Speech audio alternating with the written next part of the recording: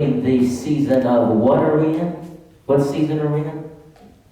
What season are we in? It's the same day we had the other day. You know, he pops out of the tomb and everybody freaks out and everybody shouts. That moment, we're in the season of Easter. Because Jesus met Peter again. And he was in that same place of familiarity.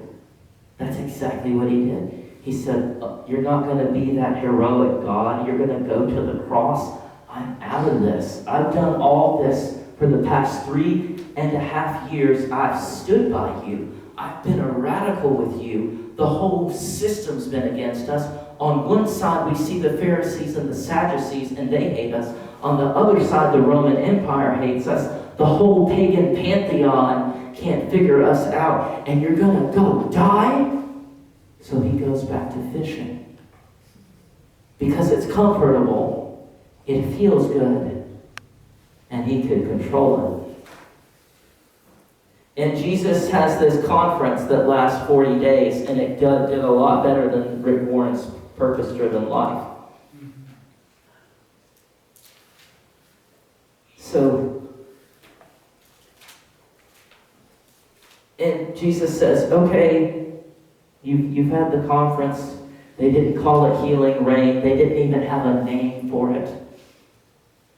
And it's over. Jesus is like, okay, I'm going to ascend now. And everybody's like, ascend? You've done all this, and now you're going to go? And he says, I have got to go because the Comforter is going to come. The Paraclete, the one that would walk beside the church, is going to come. And he's going to come and he's going to confront this toxic mentality. You see, Peter had lived in an ethnocentric context where the world he lived in, if you weren't from this part of the world and you weren't this people group, you didn't have the power of God. And there was something God was trying to do. He was trying to take this little candle that was the move of God in the earth, and he was trying to turn it into a global wildfire. So just walk with me through the scene here.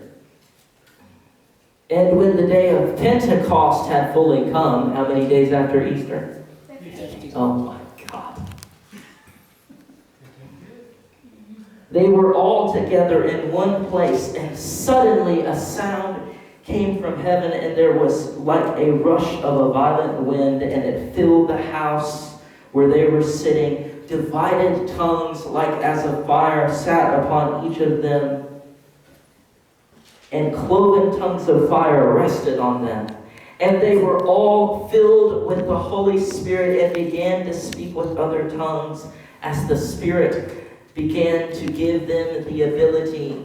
Now there were devout Jews from every people under heaven living in Jerusalem. And at this sound, the crowd gathered and was bewildered because one heard them speaking in the native language. Amazed and astonished, they said, are not these men who are speaking Galileans? Do you see it already? The compulsion to control, to analyze, to define, to tamper down, to water down, and to stamp it out.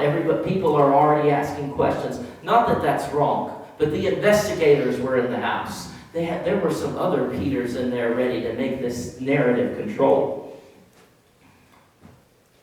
And I'm not going to try to pronounce all those names. They were all amazed and perplexed, saying to one another, what does this mean? Does that not sound like Peter?